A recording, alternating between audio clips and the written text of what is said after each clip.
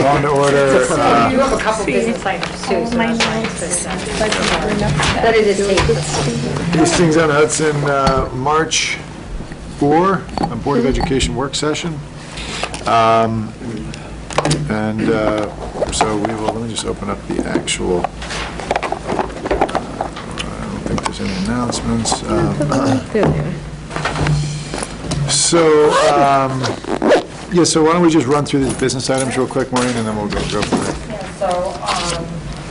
so I had just mentioned that just a few of the items, they were timely, so we just ended up adding them since we had the meeting tonight. So I don't know if anyone, in terms of the first one, there's the agreement for the filming that'll be occurring this upcoming Saturday at this building.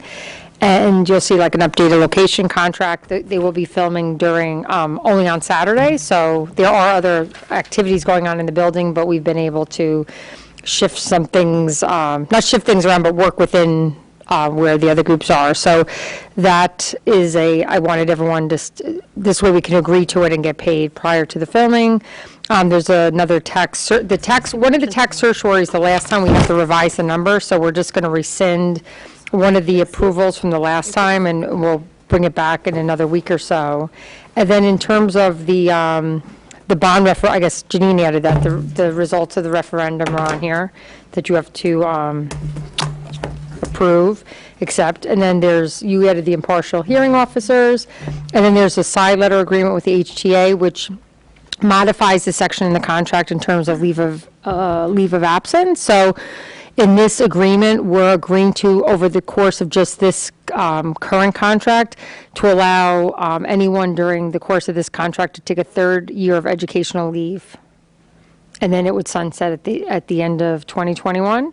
And that, in this case, then the personnel items that go along with that are for Jesse is requesting another leave of absence from his PE job to continue as our athletic director for one more year, and then he'll make his decision at the conclusion of next school year, the end of the year, whether to go back to his teaching job or whether to continue on as the AD. And then also Michael Chappis, who has been Jesse's leave replacement, is being recommended to continue in his employment for next year as well. Maureen, just so I understand, Yep. So currently the teachers, the HTA agreement does not allow for a third year of educational leave, only a third year of Family and Medical Leave Act leave? Yep. And so we would be doing it, but it would expire, it would sunset at the end of this year? Are there any other people who we think might be taking advantage of this? Well, we don't know if, we know other people that it could apply to, whether they then ask for the leave of absence next year. I'm hesitant to do that without knowing what the implications are, and I know we don't want to talk about particular staff, but I think this is information we need to know before we're... So there is another person, there's one other person that this could apply to. A third year of educational leave. Right. Can I ask also why we're not able to just get an agreement around a specific person that's, has a very... Well, I think in terms of because initially that's what we had, initially came with the idea that would be for that particular person, and then there was some discussion about whether they would like to have that forever, like in the contract, in terms of like, can it just be changed so that everyone could always have the third year? And then because there are other people that would fall into that situation in under the current timing of this contract, the agreement was to allow for anyone during the course of this contract. Because there's one other person that this could apply to, so I think the idea was if we're willing to do it for Jesse during this time frame, then there was a willing, also anybody else, there's one other person that could apply to. That he's addressing. The thing that I'm concerned about with this is that it turns into a negotiating piece when this next contract is up and the board's negotiating. It's going to be offered up as something that we're negotiating to get. Granted that it sunsets, but it's going to be something which is going to be presented as, well, we're giving this item up. And it sort of becomes part of a broader negotiating package, and I just don't think that's where we should be. Let me ask you this. If this doesn't have to be decided today, I think it might be helpful for us to know a little more of the background information and what the situation of the other person is, because I know. Well, I mean, I think maybe we should talk about it then in your executive session tonight, because there is a timeliness issue, because they're supposed to notify by March 1st. And if not, Jesse even wrote in his leave of absence, then he will resign from the athletic director position. One more question. I had thought when Jesse took that, he was doing like, I forget the acronym, but like teacher on leave. Like, No, he never did, he did a teacher on leave, but for education, I mean, it still falls, there's only there's three different leaves it speaks to in the teacher's contract, one of which is, it's really, it's more than FMLA, because FMLA is only 12 weeks. So it's really our our provision for, to take care of family members, which allows for 3 years of unpaid leave. Then there's 1 year for, it doesn't have to be for any particular purpose. You could just take a leave of absence. And then there's some that fall under like pursuing other and it has to be in the field of education, other educational. So okay, so it's not that teacher on no, leave, whatever. he's not teacher on assignment. He's considered in the administrator's bargaining unit. Because the other thing. Similar to how Mike was. Just riffing off of what Tim said, I think, and again, I don't know where this will go, but I think we are one of the few districts that does offer a 3-year leave policy generally, and it might be something that we want to shrink to a 2. So I guess, let me ask you this, is there any way to limit this just to Jesse, or is there no way to do that? Well, the HTA brought this to us, right? So Jesse went to his bargaining unit, and this is our attempt to try to work together with them. This is something they're requesting because Jesse's a member of their bargaining unit. So, I mean, initially, we had talked about limiting it just to Jesse, but I think trying to be fair over the course of, like, the contract. In the admin bargaining unit, correct? Well, he is for now because he's on a leave of absence, and he's on a leave of absence from his HTA, but the provisions of this leave go back to his membership in the HTA. Well, I guess I would say this, we either limit it to just Jesse, or we do speak at executive. I mean, but I'd have to caution that we do have a lot to talk about at executive, so if we could just, limit it to 5 minutes to understand the situation of the other teacher, and then we would, I guess at the end of executive session, come out and vote publicly about the side letter. Yeah, I mean, I think you should approve whatever you need to, because all of those other 3 actions are related to that, and even Jesse wrote in his letter, if in fact it's not approved. Again, there is a March 1st deadline, and it did take some time to get, this was something he went to the HTA, they came to us, then the break happened, we were working with the attorney to see like what that will look like as a provision in the contract. And then as Charlie knows, one of the original things, to your point, they wanted the contract changed forever, which in some ways we weren't requesting this. This was a request from the HTA. Of course, we would want Jesse to continue in this position, but he's unwilling to continue without getting this leave. So I think there is Doesn't he have to he'll lose his tenure otherwise if he doesn't get the leave? Yes, no, he'll go back to a teacher, which actually has implications for other staff members who are also looking for positions, and others. If we can't extend, then he has to go back to Yes. being a teacher. And March 1st is the deadline. Yeah, no, I want to make the point that we were actually approached on this by the association, and they did want to have it extended, fully extended. They wanted to change the contract. Right. And in consultation with Maureen, my response was we wouldn't do that, but if it were allowed to expire, we might consider doing that, and with no promise whatsoever, no commitment whatsoever beyond that. That was agreeable to them, and we thought it worth bringing to the board. Your suggestion of finding out who the other individual is, we can do that quite easily, quickly, going into executive, and I think that will probably ease any concerns you have when you know the particulars of that situation.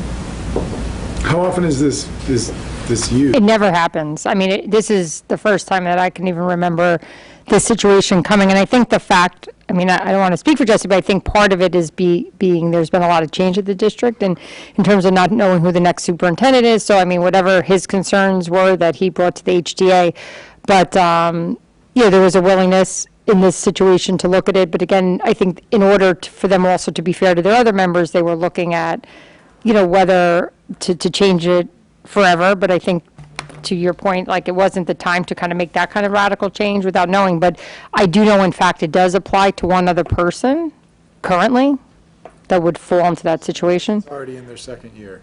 Correct. All right, why don't we just take 5 minutes at the executive session and see if we can. But I would ask that, I mean, if not, because I would want to call, yes. Do you want us to shift into executive? I think you since should. we don't have shift into an executive right now, have the discussion, and then come back? Yeah. But let's just make it, we do. Yeah, it that, quite a bit. right. Should we do that? Yeah. Okay, so do you So, want to ask? hold on, before you do that, can I get a motion to move to executive session to discuss? So moved. a particular personnel matter? So moved. Second? Second. All in favor? Okay. Thanks, Patrick. In public session now. So does anyone have questions about business items? I just want to make one comment before we vote on this. I'd like us to be a little more careful with our language between the work session and the business meeting, because this was advertised as a work session for the budget, and we are doing business, and I think that's wrong of us to do that. So I understand that some items, are pressing, but at that point, let's do a re-e-blast so the community knows what we're doing. So that's all I wanted to say on that. Okay. Let's make sure we do that going forward. Okay, so does anyone have any questions about 1 through 7?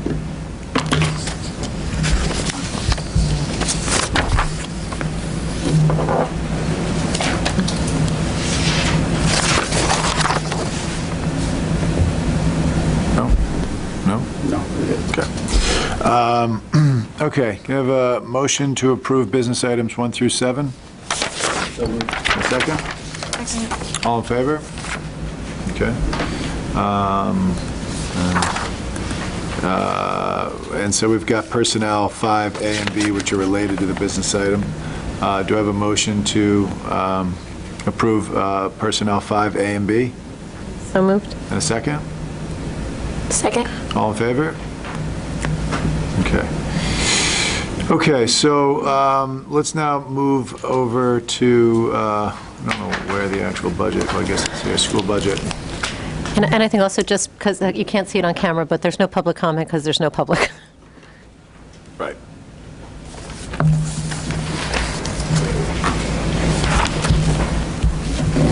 Okay, so for tonight, what the main focus, because I know that you have other business to get to tonight, so what I tried to do. Okay, Maureen, before you say, Yes.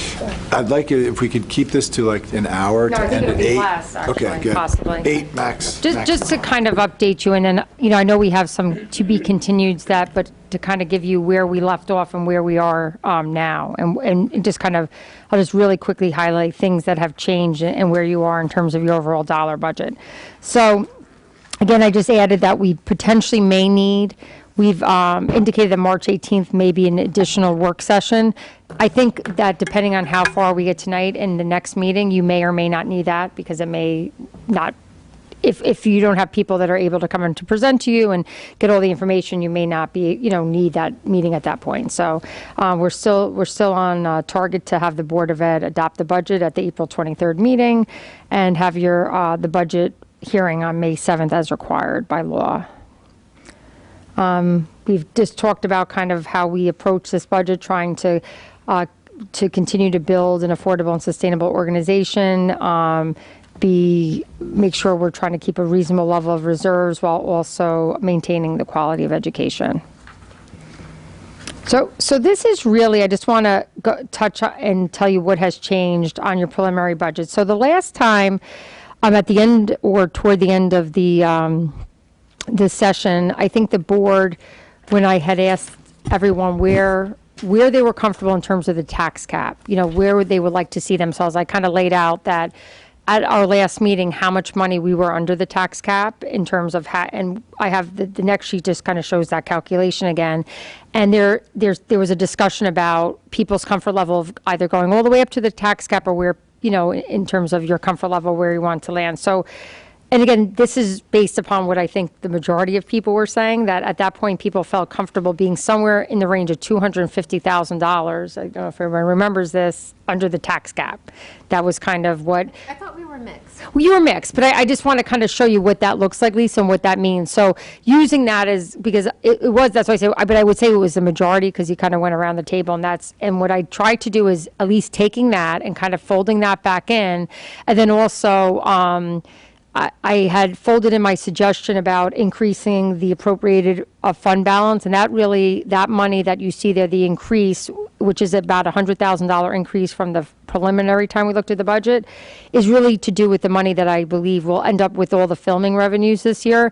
That's going to be about $100,000 because we have had, you're welcome, we approved the other contract tonight, and we're also going to have a movie being filmed in June. So that filming revenue, the recommendation would be just to use that money again, because there were a couple things I know we were trying to look to maintain, including one of them trying to figure out a way to leave some money so that if the board was interested in continuing with FLES and having the flexibility in the budget to allow you to have money for that program, however it ends up looking. So where we are tonight, what has changed? So the last time, this is reflecting an increase of $198,000 increase in expenses. So our budget to budget, the previous time we looked at this was in the $500,000 range. Now we're looking to increase our budget to budget to a $720,000. That represents a 1.42% budget increase. The change of taxes is only $98,000 because again, we're increasing our appropriated fund balance by that additional. Yes, 100. So that number the last time was 1.6, and now we're recommending to go to 1.7. I think we talked a lot about we need to be, I'm sorry, it is under the appropriated fund balance line.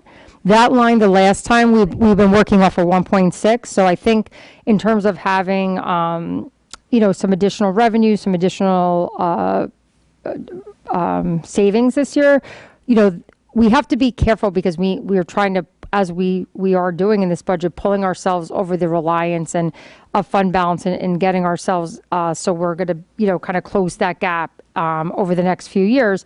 But I think this year, at the time we developed the budget, we have had some additional revenues that I feel comfortable that we can put there, especially as the board, I know, desires to continue to look at ways to maintain FLES. Now, we do have to be, in the next few years, be really looking at each program and making sure like how we're I think that this allowed us to kind of keep money in the budget for that plus increasing the levy another $98,000 gives you a little bit of flexibility in terms of holding on to both the FLES or whatever you want to spend that money on, but there is money now in the budget for that. And we'll go through now where that leaves us in terms of additions and deletions. So that increases our levy. Like I said, the levy increase is only $98,000, which brings that number up to about 4% on the levy. And the tax rate, which was slightly negative before, is hovering around 1% on a person's individual tax rate. So that's what that resulting increase would be. So here again is the tax cap calculation. And as you can see by the calculation, and I'll just really, we'll jump right down to the bottom. With the current budget that we're putting before the board for consideration, we are currently $250,000 below the tax cap limit. And that, as we can see going through the numbers, we had a number of things such as a property growth factor, the allowable tax growth factor, as well as some of our own ability to carry over some funds from last year that would have allowed us to go higher on the levy. But currently, again, the budget that we will go over tonight, what's included in that, it does reflect being our allowable limit is $1.8 million or almost roughly $1.9 million. The tax rate increase, levy increase that is being recommended tonight, or what you'll see before you, is 1.650. So we're approximately 250,000 below. I actually tied it right to the 250, and then we backed into that and what that looks like. So again, just to remind everyone what is included in terms of new budget proposals that are included. Maureen, Yes. before you get that, Sure. The remaining 250, if Yes. that were to be added, how would that impact the tax rate? I want Or to, 0.90. What- you know what, can I come back to you with that? Because Yeah. I want to plug it into my sheet. We use like a tax cap calculator to do that. And I would say either in terms of percentage or in terms of. Sure, average real housing. dollars, yep. So that's a good Yeah. question, yes. Because that's the real question. Yeah, exactly. So again, as we've been having all along, we're looking to put some math support in Hillside, and that would be a teacher assistant and some PD help in terms of just, it's kind of like, I guess, some RTI support in the area of math. I'm sorry, yep. There's another, oh, I see. I'm sorry, the line is, I think what I know that I messed up the line. And just so you know, in terms of on this, the last time you saw this, I think I had just quickly mentioned it. The PTSA there was, one of the items on here was for some sort of, oh gosh, I'm even forgetting what it was. It was, yes. There was something that the PTSA actually said that they would support that. So I've been able to pull like little dollars amount, right? So that was a new program they're willing to support, and they were also willing to support things that had been part of our budget, but that had given us some more flexibility. So right now, they've committed to about $16,000 worth of enrichment that they'll pick up out of our budget for next year, including the one that was the new one at Hillside. And then in addition to that, and we'll get to the middle school slide, which I didn't take it off of this slide yet because I just have to provide them a little bit more information. They're also willing to support budget lines for both the math coach and literacy coach. They just needed a little bit more. If it was for like either a conference, I think there's some of that as conferences. So there was like a willingness to partner in that as well. So I think there'll also be a little bit more things that we'll be able to pull out. Also, Maureen, Yep. I don't know if this is Sure. a question that you can answer, but this PD, is it for just that teacher assistant? No, I think it was for teachers again, and that's something we still have to. So there's like kind of $10,000 earmarked. I mean, they have to go out and find something that the board would have to approve. So right now it was because I think the idea was first to have a teacher just for that, and then it was kind of brought in to have some PD for everybody, and then a person who could then even kind of push into classrooms. So this might not even be found, correct? Like Excuse this me? PD might not even be found for. It may not be. I think we wanted to make sure that we had money in there because I think it did start out as the wish list was to actually have a math teacher yeah. coach there. And then with all the competing needs, the idea was, can we try to do it this way? I mean, so that we may or may not need to spend the whole $10,000 and we have to kind of, but we wanted to put some money aside for that. And I just want to really thank the PTSA because the way they generally work is they like to pilot programs, Right. which would then get picked up by the budget. Right. So for them to pick up something that's already been in the budget, is not how they usually operate. Right. And I think it's very generous on their part, and they deserve our gratitude. Definitely. So again, these are just some items, and again, some of which I believe I just left them in because I had to give them a little bit further explanation of some of these lines. So I think there's a willingness to pick up some other dollars in the middle school. So you'll see how that translates when I'm like summarizing later. I just didn't want to lose any of the requests because sometimes if you start pulling things out and then if they don't get picked up, then people were saying, well, I put in a budget request for it and where's, the money. So you'll see how this on our summary sheet where I made some adjustments in terms of that $15,000. In the high school, we are still looking to increase some literacy staffing at the high school, whether it be a person taking on an extra assignment or getting another individual. The E&L staffing, I do have to get with Janice at one point because it is 0.6, but it may be like a little less than 0.6. But again, I don't want to lose, I don't want to tinker with that number until we have like a really good, but that number may drop to 0.4, but I think it's best for us to keep the 0.6 in there for now. And we're able to handle that in the budget, so I think it's best to keep that. So again, we see what that looks like at the high school. Yep, sure. I mean, so we had established the new positions last year, and each of the two positions, they didn't have their own kind of budget line. So if they either wanted to go to a professional development or there's for PD or for either, if they wanted to bring somebody else into the district. So obviously these lines, they're like, they came up with things behind it to come up with these numbers. I just have to get the details of that. So the PTSA wants to see whether they can support a conference or two for each of them. And we have been able to support some of what they've requested this year, but they don't really have a dedicated budget line for them. Okay, special education, we've been talking about this pretty much the whole time. We are moving forward with the recommendation to have, basically this would allow for 2 sections of ICT K through 5 in terms of by adding this additional staffing.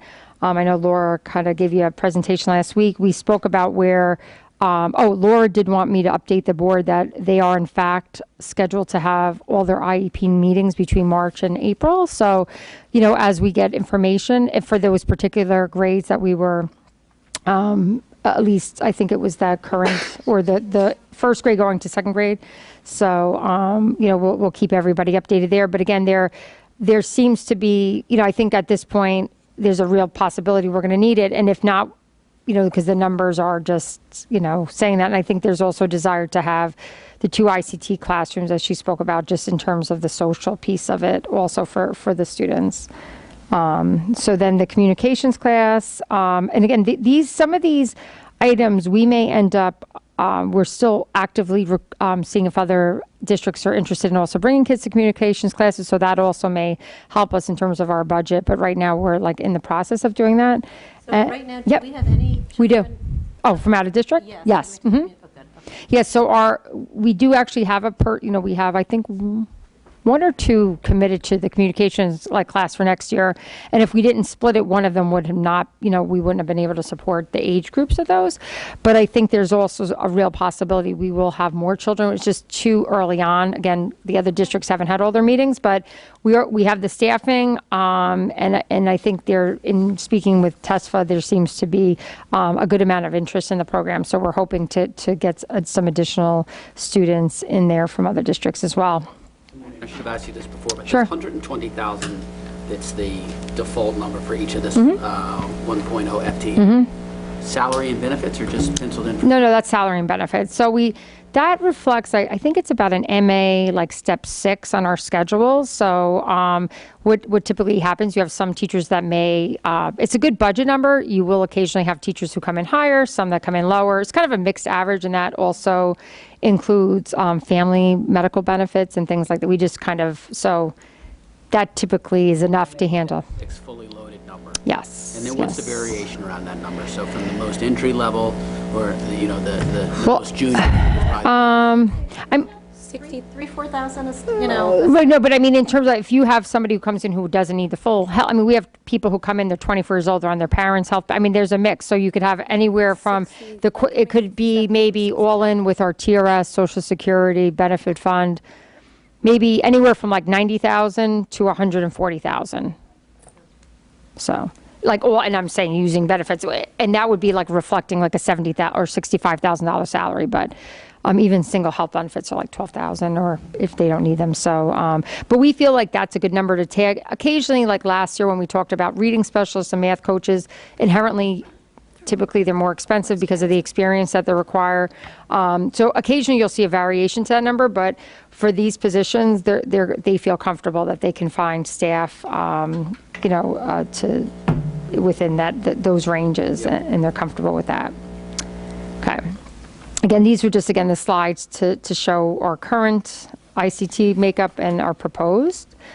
We're still have included in this, I'm sorry. I'm sorry to keep Sorry. on you. Sure. Want me to go back? We're increasing our ICT classes in Hillside by a little over 40%. Are we having a dramatic increase in the number of children classified for ICT? Because that's a lot of increase. I'm not saying, obviously we're going to do it, but when you look at it that way. Well, there were definitely, and when we get into further, I want to kind of, if the board sort of agrees tonight somewhat with what we're saying, then when we go back into the details, and when we look at the special ed budget in detail, you'll notice, not tonight, but when we go to the line by line, I want to say, in addition to some kids being classified, it also reflects a few kids coming back to district, Lisa. So it's a combination of some kids that were out that will be now in ICT classrooms, and some kids that are being recommended to go to ICT. Yes. Would you say that page or the page we have in our packet is the most updated one? There's 2 different ones. Oh, am I looking at the wrong one? There's the 18-19 and then there's 19-20. Okay. 1920. Well, I know the incoming kindergartner, if you look at the incoming kindergarten number, let me just see if that's 15. So we have 14. I mean, it's also partially again, that the one we've been keeping our eye on, I guess, is the first going to second grade. And what's the increase there? Yeah, 4. And I want to say I'm almost positive it's one of those children are coming back to district.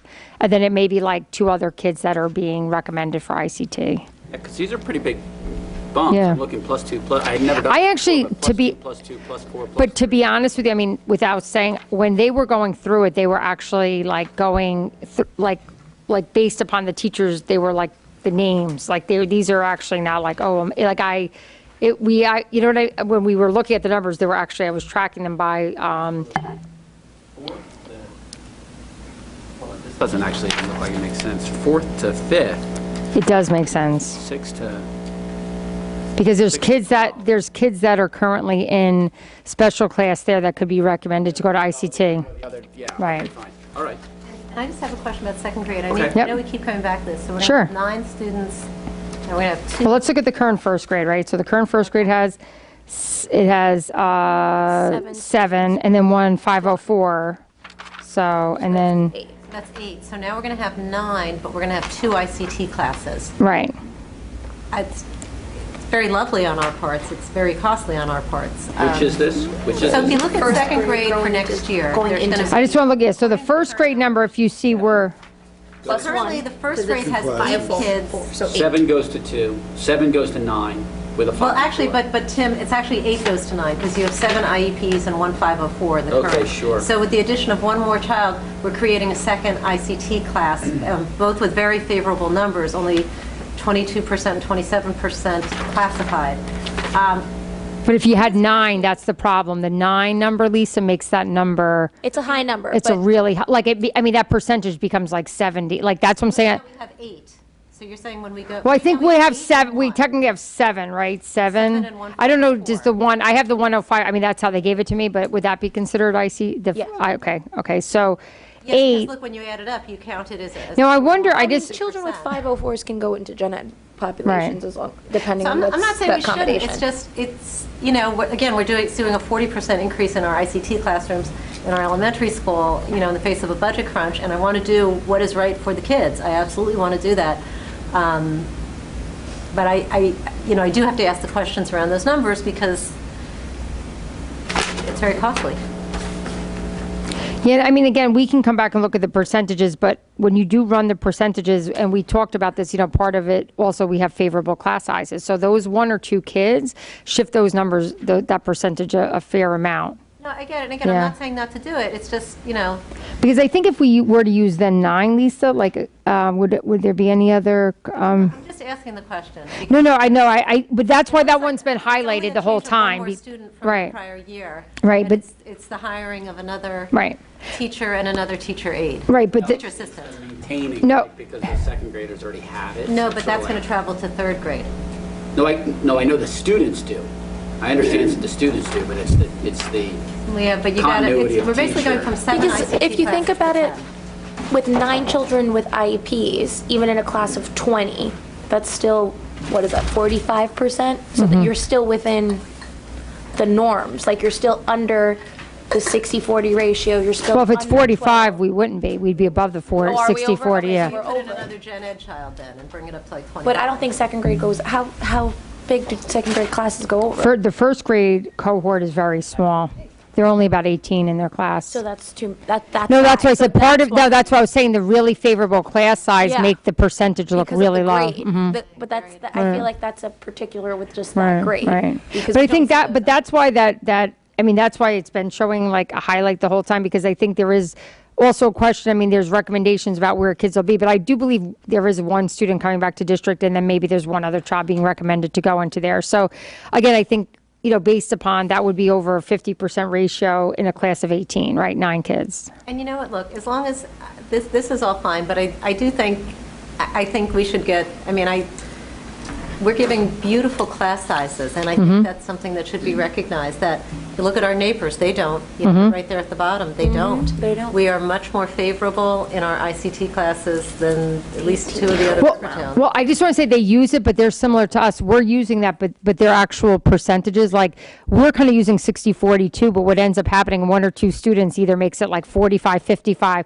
So they're kind of, I don't want to, I mean, I guess I could get a chart from the, Their actual numbers. correct. It's based upon the, like, what we did. We used that 60-40 ratio, and once it went over 40, then we split. But again, as long as there's a realization that these are really beautiful numbers. What I really heard Laura Sullivan say last time is that by offering 2 ICT classes on each grade level in elementary school, it allows for social development of the children, so they're not following in the same cohort of students Yeah, I like at each that. level, before, but rather the teachers can intermingle them at each grade level, just like they do with the general ed kids. And I think that argument is a really valid. It's a good one. It's good for friendships. It's good you're in different classes. Now, I do have one question. And I just want to say the SEPTA, group, because they had met with Charlie the other day, and actually, they feel that that is so, like, in terms of the whole thing with the teacher assistants, there's like and in fairness, not that, I mean, the board's ultimately making the decision, but I think the fact that we were kind of using some of like reductions in teacher assistants somewhat to create these new ICT classrooms, like they think it's such a wonderful like idea.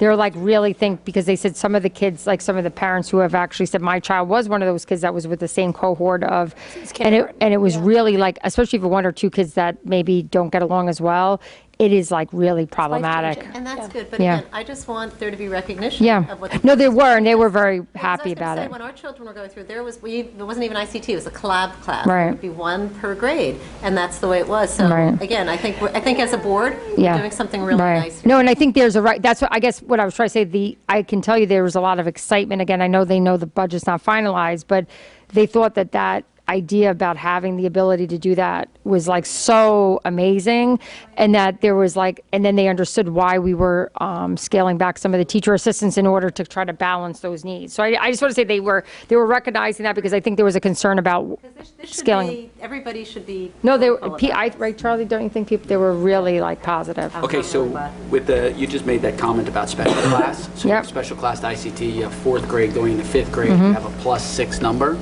Is there any cost savings in terms of the staffing of special class?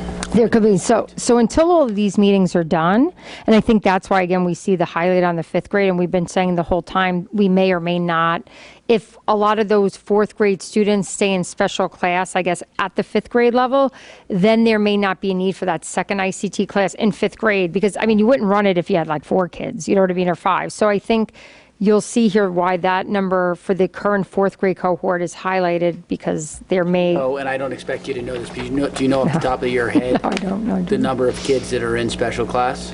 I do not, but because the only reason I know so much about it is because I wanted to make sure the numbers, so when we wrote it down, because the same questions you're asking tonight, I'm like, why are we experiencing this big bump? Right. And it was due to like the children moving and what the recommendation may be from 4th to 5th grade, the recommendation may be different for them. And again, I think there are also, there are a few kids that are coming back. I don't want to say every time this happens, but I think there is another child also coming back to district. The underlying question that I'm Sure. getting at is around the special class. There could be a at the reduction 5th there. grade. Well, Or there a could shift. there could not, I don't Right. know.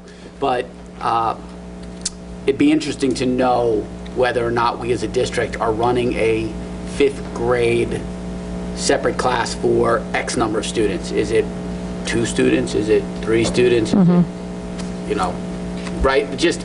Yeah, I can ask, We should let just me have write our- this down. I can actually get the special class numbers, because I think, and you probably are more, familiar, and Lauren, with the way that runs, because we are running what it's called the special class at the elementary school as well. So maybe you can see how that like dovetail, like kind of, because I think there is like But they, to Tim's point, they push in with other classes as well, Right. probably. So that would also affect. Exactly. I don't know if they're pushing, like, and I don't have No, the you're knowledge right, you're of this, right. but they could push in into the ICT class, Yes. or they could be pushing in to other classes. So it would skew, it could possibly skew Exactly, the number. yep. So just, we have to tread Yes. lightly on that. Right. Because even though it's a special class, i.e. with they're their pushing in push-in. elsewhere since Right. they've got Right. ICT. No, I agree with you. It wouldn't be like a full Which is cut probably a ever. better push-in. Right, but just Honestly, because for- with our numbers, it might not be possible. Better We're thinking pushing about. So- because But just more support in the classroom. And yeah, and I mean, But, and or it's they not could be so. pushing into Oh, a general sorry. classroom, but coming with their support. But this, at the Hillside, that's what they do. Even though it's They a have, special class. Do you know what I mean? yeah. Like, Yeah, but then you ask the question of whether, well, it's just. Yeah, so it's just- Maureen, you understand that. No, I'm writing it down, so I will ask Laura for a follow-up, but I know at Hillside, when you said that, I know that there are kids who get pulled out, but those same teachers, they may do that for .4 of the day, but then they push in like .6, and I think it is the same in the 5th grade, from my understanding, so I would it may be like a .4 of their schedule is pulling out 4 or 5 kids, but then the other time of their day is They might spent be pushing in, pushing so in it's a coaching combination, someone yep, else, yes, yeah. yes. But there is some Thoroughly kids. lost me on that, Sorry. which is fine. It No. doesn't take, it doesn't But take there much. could be kids that the recommendation would be they don't go to special class at all and go to ICT. And I think that's where you'll see the difference with the 4th to 5th grade numbers. If I could just jump in and recommend that we just get a tighter understanding of, yeah, I think that would be good for each Sure. one of these jumps. Special class, Yeah. 4th to 5th grade. But by and large, I think our class sizes and the desire to be, at that sub 40% ratio and the percent benefits that Laura laid out, which make just a tremendous amount of sense. The 2 classes, K through 4, make all the sense in the world. And now this 5th grade class is one that is Bless just you. blessed.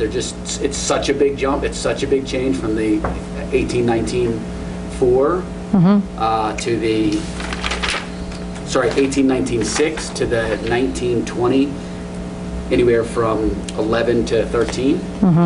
I'd just like some Sure. understanding. Yep. What do you mean 11 to 13? I've never looked at this before, so this is the current. This is 4. Okay, so then you roll it forward. Gotcha. This is it next year, Yep, okay. right? Yep. Okay. Maureen, one quick question, you may have gone over this, but at the top of each of these where it says current ICT classes this year and next year, classrooms legal max 12 students, 12 special ed students, is that what that means? Yep. Gotcha. It's so bizarre that you could just add a genetic kid and get into compliance. Yeah, I think that was a change. I mean, Laura had said that it had been for many years 60-40, and that's why I think people continue to use that ratio. But I'm assuming maybe it has something to do with trying to give districts abilities, like with budgets, to kind of, I got to think that they allowed them to go to 12 without a ratio for that reason. Like, meaning they made, 12 without the ratio. yeah. Okay, I got it. So you can, from what I understand, like when the law changed, you could have like 13 kids, 12 special ed and 1 gen ed, and be considered an ICT.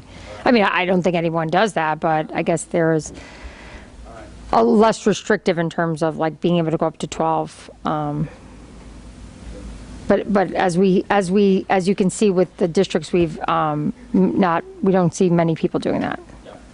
At least at the elementary level, they're not. Again, we're still including the additional release time for our Director of Diversity, Equity, and Inclusion. This is a movement from .2 current. Correct. So So it's it would be a plus point, 0.2. yeah, so it It's would mean, $20,000. it would be, no. It would, Add a point. oh yeah, I'm sorry, yes. To take Yes. us to .6.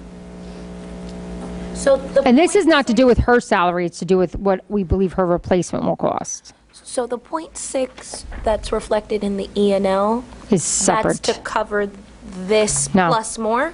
Or, No, so although this individual, like, take them as 2 separate, so if, right, I mean, although this Just wanted person to would make in sure. fact be an ENL teacher as well. So if you combine them, you get 1, but I think we're going to end up, the staffing next year, if you take whatever FTEs are dedicated to ENL this year, just take the increase of the ENL on the high school, and that's what our total increase to ENL is. This is just backfilling her position. Thank you.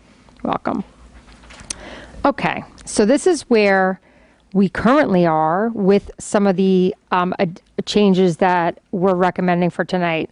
One of which is to increase our appropriated fund balance, and then also to use a little bit more money under the cap. Where does that leave us in terms of what reductions we would need to make in order to balance the budget with the things we're looking to add? What we would need to do is, we're still making the recommendation, as we spoke about last time, to reduce 2 kindergarten aides. We went over last time what that would mean. That would mean that every kindergarten class would have at least 2 full-time staff members, but in the ICT classrooms, where they currently have a teacher, a co-teacher, a teacher assistant, and a teacher aide, the recommendation would be not to have a full-time aide in those classrooms. Everyone seems to be, including the kindergarten teachers, the understanding of that. We again have very favorable class sizes. They feel comfortable with that staffing ratio. And then the other non-ICT classrooms would have a full-time teacher aide in those classrooms. With that model, we're able to still reduce 2 kindergarten aides and reduce those positions. In terms of the special education budget, the recommendation, again, although they love having it, is to make room for those additional ICT classrooms, and the fact that there would be very few children in the resource room at Hillside scheduled for next year. They're recommending to not run the resource room at Hillside next year. We're looking to reduce our, just our technology support people. We feel that with the remote support from the RIC, that we can, we'll be able to manage that. We'll just have to get used to, we're very spoiled here. We have very good tech support, but we feel comfortable that we can make that reduction, and we still do have people in the building, so we're comfortable in doing that. We're also reducing some of our emerging technology training in the building. It still allows for 1 day a week of that trainer from BOCES, which will definitely continue to help. And it's really in the instructional technology side in terms of use of the technology. And now we also made one slight change here. The last time you saw this, we were recommending to reduce 4 teacher assistants, with having a little bit more leeway under the budget. The reason we're only reducing 3, and we may end up being able to reduce 4, we still have, I think the board wanted to kind of ensure that we'd have enough staffing that we'd be able to support the kids through the station teaching and things that they have going on in the ICT classrooms. So allowing, we had a little bit of money, so we figured let's like have that additional staff member for so that we have enough staff to go in and ensure that there would not be any times when the kids wouldn't have, except for I think I spoke to about some of the PE classrooms and things, but we would have more help during transitions and things like that as well. So again, that gives us a little flexibility, but this includes putting FLES back in the budget. Sorry, just Sure. the teaching assistant Yes. lines, the 3.0, 180,000. Are those the teaching assistants from the ICT class that are going to be Yes. on a more limited Yes. basis? Okay, because I just had a question. I was speaking Sure. with one of the co-presidents of SEPTA, and she was asking me, because I think what we said is that those teaching assistants would be in the classroom for the core subjects. And then the question that didn't seem to be, it wasn't asked, basically, does core mean math and English, or does it No, include? everything. It includes everything. Okay, so then, and was SEPTA okay with this? Great. I mean, listen, it's like anything. They're willing, they understand. It's, as I would, think. You have to compromise. No, but I think to the point, we had a really good conversation, and I think what we're trying to do is we want to keep them there, right, for math and science and social studies as well. So the idea is we have X amount of hours in a day, and how do we maximize those hours, but also ensure that we still do have, we don't want to take away everything that we've built up there either. So I think they understood with the favorable class sizes, the addition to the ICT classrooms. I mean, I think there was some concern over reducing the resource. So I think our thing is to go forward and make sure that it's just tightened up. So I think we're confident in that.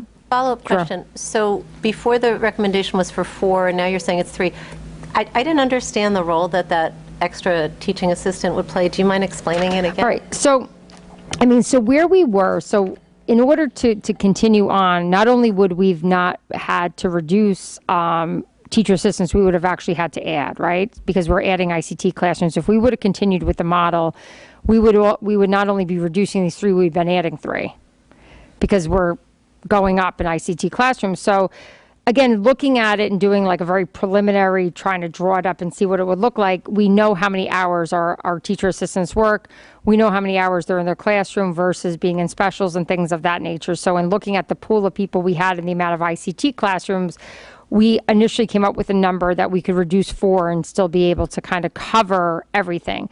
But as those questions about, can you be sure that we're going to have enough time, to make sure that they're there for all the core subject area, all the subjects that are being taught, we felt as though once we did the budget, again, it's sort of random, but again, we don't have the schedule all panned out. We're pretty comfortable that it's all going to work out, but then reducing 3 instead of 4 gives us a little bit more of assurance of that.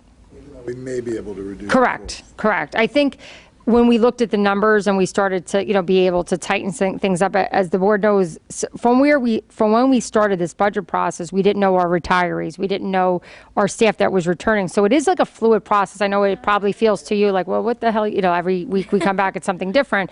It is a very fluid process. And even since the last time we met, we've had other people who are actually taking leaves next year. No, but I just want to kind of give you the explanation of although it may feel flippy floppy, we added it back, but I just want to let you know that there's a level now of confidence that we'll be able to make sure that those teacher assistants are in for those academic areas of the day. So 5:30 is our reduction. Now, let's, wait, where are we? Give me 1 second. Wait, oops. Shit, sorry. I shouldn't have said it on camera. Okay, okay, so this was, I'm sorry, the net proposals. This is what I just wanted to highlight here. What does this mean in terms of changes in our budget from last year? This is basically everything we spoke about.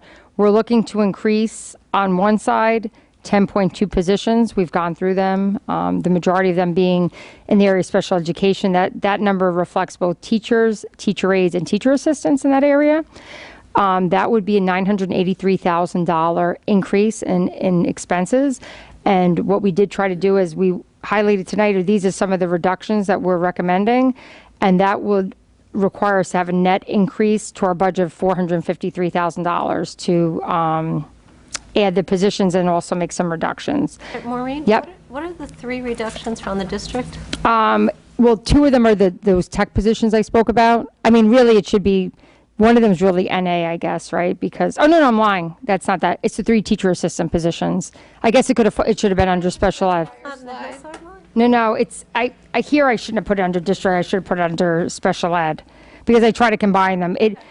District is 3 things. It's the 3 teacher assistants, and then also included are those tech positions.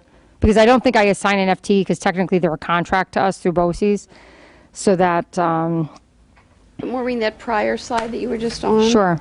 With This? consideration, yeah. So we're fine to do without the emerging technology and land support. What do we do without that? Well, we still have land support. Okay. We currently have 2 people. We have kind of a network guy, but what's great about him is that he also goes out and helps support that. We currently have really good staffing levels there. Again, I can tell you but I think with the BOCES, over the course this year and looking at the tickets and looking at the requests that come in, I think that this one makes sense. I have been speaking to BOCES about it. I think we're comfortable making the reduction there. And then the emergence technology, we've been very fortunate to have this trainer in the district for many years, and I think people are now more comfortable. Like many of our teachers have been trained, and I think just having that one day is sufficient, at least for now. I think they're comfortable in where they are because we've been able to have somebody in the district for, I think, 2 days a week for the last few years. Thank you. At least 3. Right? Yeah, you know who Amber is, right? Yeah. When do we make that decision on 6 to 7 in fourth grade? Because that's not here. Okay, so yeah, so where we are, and the reason, and we'll just touch on it. So again, the proposed staffing of kindergarten, we know where we stand on that. This last slide, and I included some of the things that Lisa's brought up so we can just kind of go as much as I could fit onto this slide. So on the top, the one thing that is not in this budget as of yet, and I think it's twofold. It's the money, but I think as the board is very much aware, we have a space issue at Hillside, and I guess we were first seeing what kindergarten, I think we're going to end up with 6 sections of kindergarten, but if the kindergarten, for whatever reason, ended up being 5 sections, that would allow the board to pretty easily, if you wanted to, because we're planning financially for a 6th section of kindergarten, and we also have space for that section. So if we needed, you could give it to the 4th grade and split it that would be like an easy kind of both budgetarily and space. I think what's really driving this, why we haven't included it really, at least on has been there's the space issue at Hillside. I think if the board, and again, we have time between now and April 23rd when you adopt the budget, so we'll have a few things. Did I give the board where we were in terms of the kindergarten number? No, I just was going to ask you that. Where are we? Didn't I get 86? Okay. Where are we? 86. Now, again, the way that kind of compares similar to the last few years, and we ended up with a little bit higher. I think we're 121 or 122 in this year's kindergarten, and last year we were 110. So, we were in a very similar spot in the last few years in terms of Sections do we have this year in kindergarten? 6. 6? Mm-hmm. So if in fact I think the board, we can update you on that, and if there was a time, if you gave us like a range, like if kindergarten stays at below this number, we want to have 5 sections, and then that would allow you the flexibility if you chose to do so, to think about doing that, because again, it's space neutral, so then, and it's also budget neutral. But I think the main driver of this, with thinking we would need 6 sections of kindergarten, is definitely a space issue. I mean, beyond even And the if we went financial. to, if we have 6 sections in 4th grade, what's the class do have size? 6 sections I mean, in 4th grade. I think you're at 24 section. 24 to 25. Yeah, 20. There might be one with 25, but yeah. okay. And again, that's with no children entering the district. Which, I mean, I don't, I mean, we have actually, we've had a couple, the last few years, we have seen kids coming in at all different grade levels, but in particular, I think a few years ago, we got quite a bit of new students into the 4th grade. So that's something I don't know, how do you want us to proceed with that? I think if the board really felt strongly, there's 2 things that would be helpful to kind of know now, because we can look at that in terms of the budget, right? We'll have to factor in ways. There is a little bit of contingency still left in the budget, so if we needed to hire an extra 8 or so, we do have a little bit of a buffer in some of our numbers, not a lot, but a little bit. But again, that would need to be like sorted out. Like I said, that we're still optimistic we may have some additional revenues coming in, so there may be a little bit of an ability to figure out how we could fund this, but I guess the main concern right now is the space. I was going to say, and I know they're building rooms on the stage in Hillside, but I have to ask, did that code allow? No, it is. So we're going to put a lift in, like just a ramp. That's just going to be for OT and PT. That's only for that room. So, but that, by shifting that, Lisa, you know how we've divvied up rooms, if we can like reshift people, we can get another class. Well, we're not going to, as we know, we're not going to be up to code unless we put the music people completely on the road, because I'm talking about overall. No. I don't want to build new things now. Oh, no, that would be up to code. Yes. That one is, yes. Absolutely. And actually, that would be the long-term plan, would be to leave that space for that purpose. I think part of the issue is, we're trying to still, but again, there's so many moving parts like the kindergarten, but yet if the kindergarten is less and we wanted to regain that space, then that would be something else we should consider. Because I think right now, it still looks as though the music teachers will have to share a room for next year.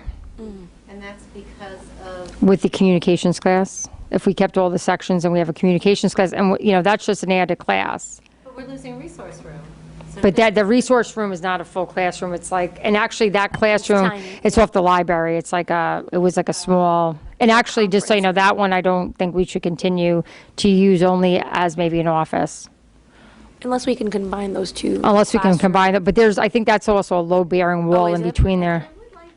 I mean, you see how people feel about music here. Nobody Right. wants it on a court. We had some other creative ideas about utilizing the small gym or the all-purpose room. Mm-hmm. I think that those should be revisited. No, they're definitely in the mix still. Okay, so it's not definite, because I really don't want to see music go in a cart. I understand if we need that Yeah. classroom for a classroom, that's fine, but I do think that we currently have 3 all-purpose rooms in that school. I'd like to think that we can find a place. We have the all-purpose room, we have the cafe, and we have the small gym. So those are large spaces. I'd like to think we can find some place for music in one of those classrooms, in one of those rooms. No, I mean, it's still being like looked at again, because there were so many pieces about like whether the kindergarten would need that extra section. So we were just kind of, I think right now, it's worked out that there's definitely a room for music. So the idea would be that they could possibly share a classroom, which I don't think is, depending on the schedule, if it works, there may be a time that one of them would have to use either. We were thinking about cutting up the the cafe, like using half of the cafe. That was like the last thing we left off on. But again, you meet every time and like, we don't even know what our kindergarten number is. So it was kind of like, we have a space for music, but that would also then, as we talk about that 4th grade. So again, So Maureen, do you want to go through sure. all these now? Okay, so again, 4th grade, yep. are the teachers asking for it? Well, I think obviously I think the teachers, it's a big group. I think the current 3rd grade teachers think it's a large group. Not in. Not this. It's grown. It's grown in the They've last couple of steadily years. Increased. Some of And the having- classes are at 24 now, right? Oh, and Yeah. some are just a few more. 25 already. There might be Yeah. one that's at 25. I don't want, Yeah. I mean, I could get that information, but They could quickly be all at 25, which is a different Yeah. kids, right? Well, I think the issue is if it gets to 26. I don't know, if is that goes like over the cut, 25, so, right. so I guess, I'll get the update, let me just write this down, update on each, just so we know what each section looks like there. The additional ICT classes in fourth grade? Like, are there already two? There's two, yeah. There's two scheduled for there. But there's only one currently, correct? Yeah, I mean, no, I think I there's thought- was that your two, and then there's Yeah, one so added there's for the third one- grade. Let's look back. There's one ICT in fourth, and then another section's going to become the second ICT classroom, correct, Maureen? Yeah, we can go back to the slide. I mean, every single one will have two. That's how, so we talk about the current fourth grade, we're talking about the current third grade cohort, that'll be the fourth grade next year. So, because right now, the third grade cohort has 6 sections. And how many ICTs? And one. One? So Okay, then next there year we'll have there'll be two. 6 sections, but 2 of which will be ICT. So Right. we're talking about possibly adding a Right. 7th section. Right. Okay. So it'd be, I guess, two, and then 2 with the and- seventh, yeah. Maureen, going back to the question of whether to put the placeholder for that Mm-hmm. teacher, I think it would be helpful if we got that number about how much does using up the rest of that cat room mean in terms of taxes. Sure. It's a little hard Yep. to make the decision without that. No, absolutely. So again, this is another one that we've seen on our, and I think, again, the real implication here has been space. I think we can look, I can tell you that each of them, because of also having additional sections of any class, and including the fourth grade, I think then there's extra specials that have to be looked at. So let me look at what the tax implication is. Let me go back to Amy and say, if we did the 7th section, what does that mean? And then what are the other possibilities for space? Because I think they're kind of been like connected here, and that really the space has been probably the larger issue for us than the $120,000, because we could probably, we could try to figure out something for that, but the space is challenging, so, yeah. Yeah, and also just with the lunches, and then if you had a 7th section of lunch for the fourth grade, like, how does that look? So again, just, sorry, but, okay, so the other ones, and again, these have been on here all along. I think some of them we can rule out. We're not, sorry. So at this point, we're not making any recommendations to reduce, at least in the current budget. We had talked about, should we look at either reducing some assistant coaches or Schedule B positions, teacher assistants. I think that can come off the list, because I think where we've landed in terms of the recommendation, I don't think we're looking to reduce any further there. These are things to consider for this year? Well, they were, so this slide has been there all along, and I didn't want to, but I also added some things, so I probably should have taken the teacher assistants off of there, because I think, Like assistant coaches Schedule B? I mean, they could have been something if the board was like, you know what, we really want to, Add this add this 120, back. but- Do you want us to look further? So because this was still like an open item in my mind, like and I think there's a couple ways to get to it. Do you want us to look at it? Do you want to go up higher in the cap? With assistant coaches that you've put in to cut out assistant coaches? No, what I'm saying is, if we could. So these were items that were parts of a discussion earlier, if we wanted to. We came up with some recommendations to see what the board's comfort level would be. If we didn't currently have a little bit more room under the cap with, that we were able to go up and then have some of those additional revenues, in order to keep the money for FLES in the budget, you may have said, we want to keep FLES, can you look at some of these other areas? And we would have come back with another proposal. So right now, we were able to get FLES in because we did have some more room under the cap, coupled with some additional revenues that we felt comfortable making, allowing the board to have that money available for that decision to be made. Yeah, no, I just wanted to touch on a couple things. So let's just hop down to work. So as we've been talking about, and again, it is an ongoing conversation, we are looking, our hope is to gain some bus efficiencies moving forward. Busing is an extremely expensive operation for all schools. It's not, we're not unique in this. Out-of-district busing is extremely costly. The rates in the last few years have gotten to a point of being very, very, very difficult to manage. So, our counterparts in the river towns are also looking at this. We've directed our director of transportation, once he gets all the busing requests in for next year, we want to see routes that are more efficient, with the hopes to save something. I think that this would be, anything we can get, but right now I don't have what that would look like, because they have to wait till the April 1st to get everybody's requests. And it's not only ours, it's the Quad Village. And then they would come up with different scenarios to either reduce the amount of buses we're sending out. The And I want to thank you again, because I know we've been talking about this for a year, for being Yes. on it. There definitely is some easy, low-hanging fruit there. I mean, I saw during our February, during our February break, I saw school buses going by, and we don't have to do that by Right. law, and Scarsdale doesn't do that. Right. To me, that's low-hanging Right. fruit. The late day runs for schools that have co-curricular activities, we are not required by law Right. if their schedule is. And you know how they get around, they create it, like when they give it to us, they act as, they put it like in the academic day, which is, The difference, the law, I went and I read the law. We're not required to go to the end of their academic day. If their schedule is significantly different from ours, and that certainly is. Oh, yeah, We are definitely. not required to follow their schedule. and I bet you people don't even use, I mean, my suspicion is people agree. probably aren't even using the So I late day think run. that's another low-hanging Yep. fruit. And again, if the Quad Villages can agree to bus stops, I think that gives it a little parity with our same in-district students. So I always like that. Yep. What was the last thing you just said, Lisa? That if bus we can stops? use bus stops right now for our out-of-district students instead of okay. the dis word you'll hear in the Quad Yep. Village is the limousine service, the Yep. door-to-door, because our children, the in-district children don't get the door-to-door service. Right. And obviously, if it's on a child's IEP, they would still get the door-to-door, but I think what happens with the, Yes, if there's an the IEP. that requires private it, school then students, that's- non-IEP students, that because it also takes them such a considerable amount of time to go to in and out of these individual neighborhoods that sometimes they can't even maximize the bus space, like because there are limitations on time. So, the idea would be to have more centralized pickups, whether it be the school, like come to this school and we'll pick you up, or maybe not this school because we have enough traffic, but somewhere else that may be less trafficy.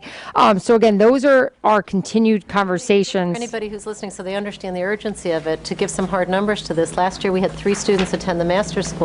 It cost us $45,000 in busing for those 3 children. We had 3 children at Irvington, that was $60,000 in busing. So it's quite expensive, Right. and if we can make it more efficient, it's a real savings for our district and our taxpayers. Yep. And just so you know, in addition to that, we're also looking at, because Ardsley School District, in addition to like ourselves, we contract buses, they also contract buses out. They also do, because they have the space and they have a garage, they do own some buses. We had talked about possibly, would there be a willingness to either purchase buses on our behalf, meaning not only Hastings, but on Irvington and Dobbs as well, and if we could like possibly park them here, like up on the Burke. So we are looking at like, we know we need to save so many, again, it's going to have to, even if we could save $50,000, it would be better than not saving it. So there's, that's an ongoing thing, and hopefully before you adopt your budget, we may have something to be able to kind of make an adjustment there. But I think even if we can't make the budget adjustment, the idea is that it would in fact happen. There'd be some tightening up of those schedules. I know that also the board membership, I mean, that's something, I don't know if there are other benefits to belonging to NISBA beyond the advocacy piece. I'm not sure, I don't know, I don't know what policy's separate, Policies? and you can keep it. That whole deal is a separate. Yeah. And here's the question, do we need the membership in I order to don't think so. subscribe? I think Janine had The asked that. policy, yes, we Yeah, have to keep it. yeah. That's really good. But I just don't know that we're using the other one, and it's like $26,000. I think it's 16. I think it's, okay, but Yeah. whatever, we don't, I think we'd love to go to the conferences, but we're all so busy, we can't even find a time to meet together. Yeah. So that's one too, that right now there's money in the budget. I mean, my suggestion is like, let's continue to explore that. And then even if the money was there, but then we don't necessarily have to renew the membership, and then the following year we could pull it out completely, but I think not to lose sight of that one. The postage we did reduce a bit, but I just want to make sure that, just kind of, I want to get a sense of where we are this year and get a sense of, actually, it has reduced over the last few years because we do mail a lot less than we did. So years ago, we were spending like 40,000. So that number has gone down. I think I reduced it 5,000 in the budget, but I want to make sure, just that we do have enough, or if there's anything I'm missing that would need to go out hard copy. Now, technology is one that I know the board wants to explore further, and in terms of if you made some changes either in your Chromebook policy, in terms of the one-to-one Chromebook policy at the high school, or in terms of smart boards in different classrooms, if there could be a budget savings. I think right now we have in our budget kind of same, we have the money that is needed for just like immediate replacements. I don't think either of these are really going to impact next year's budget. The one thing with the one-to-one Chromebook initiative that I was thinking about, the money that we've been using to buy those Chromebooks comes from the Smart Schools bond money that we were given. So there is no it's not in our operating budget anyway. But one way we could maybe think about extending that money, because that money will run out in 2 years, and then the district would have to purchase those Chromebooks. So there's two things. We can continue the practice of what we're doing, or we can say to parents, we'll use the Smart Schools money for kids who need it. And then that would extend those funds could be extended, I guess, for like, to last us much longer. So that may be something we And want we to can think also about. use that Smart Schools money for other things like Yeah, but you have to security rewrite the cameras. plan, and that's my Oh, you have to concern. Yeah, rewrite you it. have to Oh. and resubmit. Okay, yeah, if that's reserved for kids Yeah. who need it, I think to me, that seems the Right. right sweet spot for this district. Because I would think if we asked, wealthy parents how they felt about getting a free Chromebook, they may not even feel good about it, that we're Right. taking taxpayer dollars. And also, I'll just give a report. We did get, Amy did respond about the kindergarten teachers, that all 6 kindergarten teachers, they responded with how they use their smart boards, and I think they like their smart boards, and that there didn't seem to be an openness to giving them up. They did very generously, though, put out an invitation to board members, and I believe, if I read the letter correctly, community members to come in and see how they're used. So I responded to Amy that I certainly would like to see that. I think it's a discussion to be had. I mean, obviously there has to be some openness to it, but that's where we heard so far.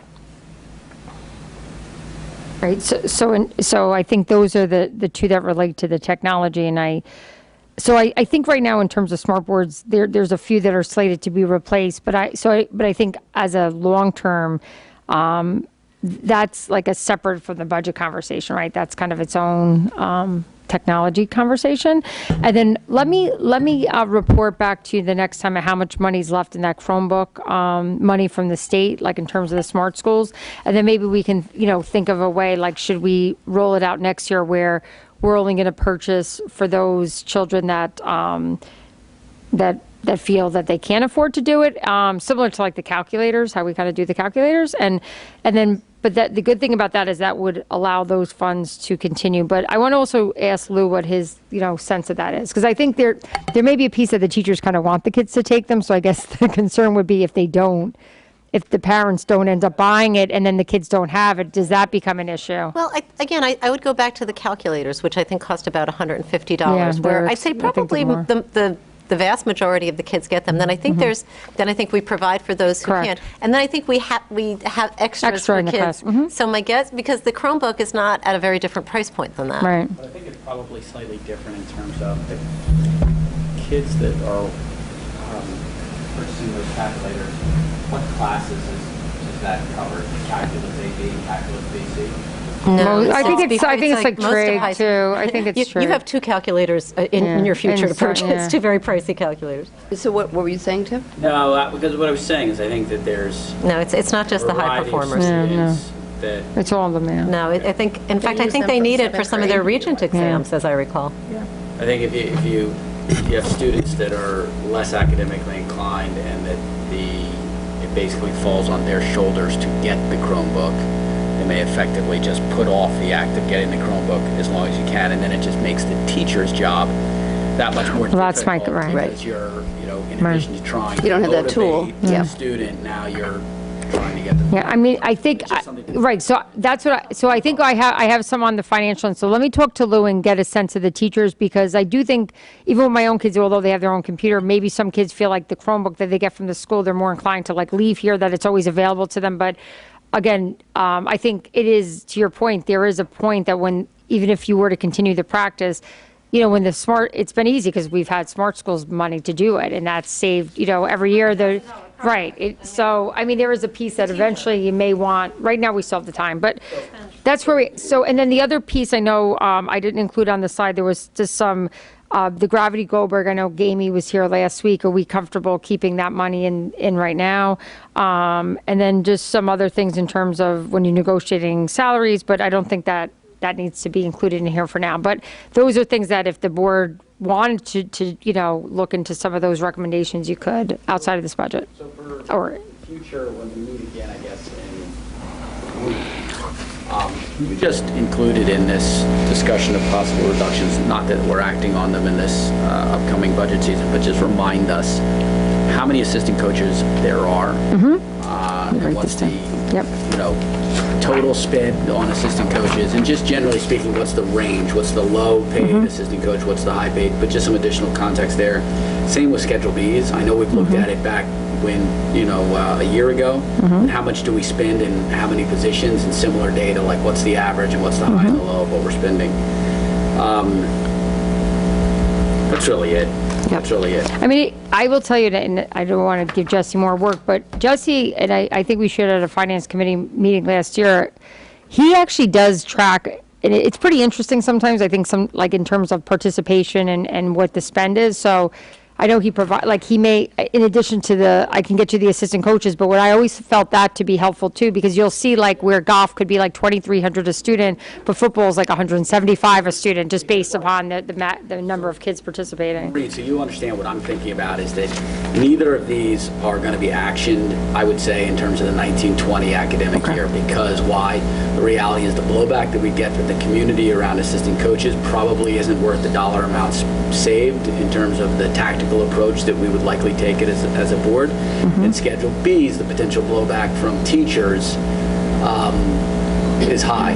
So what's required here is to kind of really rationalize, or to think about first and then decide if we want to rationalize what we spend there. It's going to require a long lead time. Right. A lot, very careful, thorough. Very, well, not just careful and thorough with us, but to basically float it to the community that this is why we're doing it, this is what the comps look like, this is why, in certain areas we're an outlier, why it's in the long-term best interest of everybody, and like it's a long lead time, so we just need to start talking about the data without it even necessarily being actionable this year, but just start the process so that we can avoid the sit-ins that we've had in previous line items that we've wanted to talk about. In terms of the Chromebook purchasing, if the funding for it is going to go in 2 years, I would recommend that we not think about it as a supplemental piece of curriculum, but these are really tools for learning. We wouldn't ask or consider families to contribute to the textbooks they need for their class, and to the students it's nearly as essential. So if we wanted to consider reducing the cost, and that is something to consider, I would think about asking families to continue to include that as a line item in our budget, but to ask families or our community organizations to specifically contribute to that line item, so that it's a seamless continuation of our offering that tool for learning for students. I agree with that, Lauren. It's like donating to the Met. And the one thing I have to say that we've been, we ran a self-insurance program on the Chromebooks in terms of, so if a child, and I have to say, our students are really great because, there's some kids that are just a little bit, little rough. They're pretty durable because it's been actually pretty successful, and what that's also allowed, so you don't get the money back. It's like you pay the $30 if you don't need it.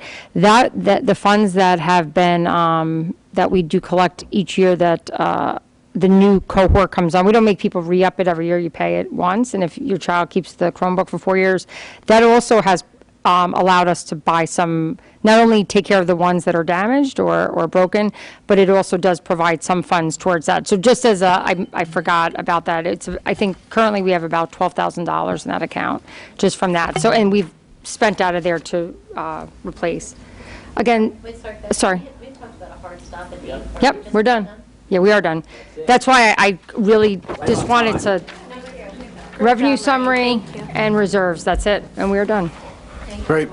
So are we comfortable moving, like I can move this into a more detailed budget folded in so that you can actually have like a Yeah. budget book? Okay. Yeah, that'd be great. And then you can continue to talk about it. Yeah. Thank you, Maureen. Thank you. You're welcome. Okay. Well.